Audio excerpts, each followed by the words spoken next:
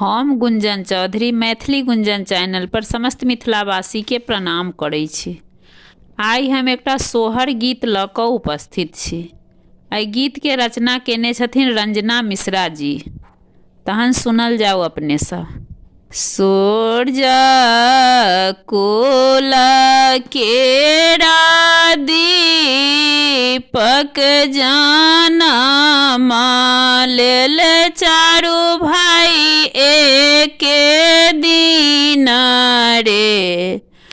लालना रे दशरथ के घर आनंद महला बीच सोहर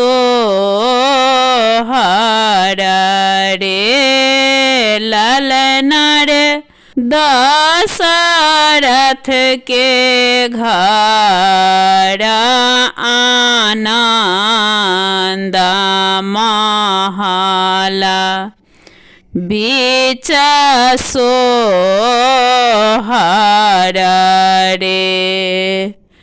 कौशल्या के भेला थी श्री राम के कई के श्री भरत जी रे।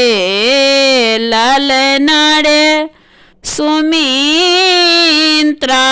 के लक्ष्मण शत्रुघ्न सोहर गाओल रे। लालना रे सुमित्रा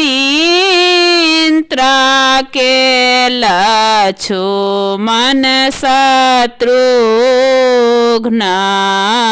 सोहर गाओल रे। दशरथ जी लुटावथि सोना चांदी तीनों रानी कंगन मारे। लालना रे चैत नवमी शुभ दिन सूरज कुल के दीपक रे।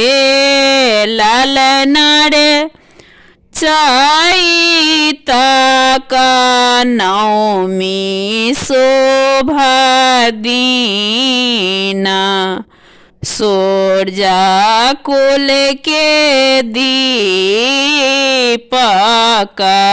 रे।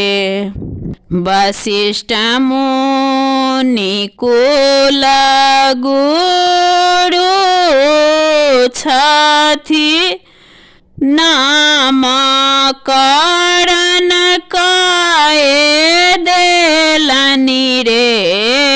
लालना रे चारो भाई के शोभा मुहूर्त में जन्मा भेल रे।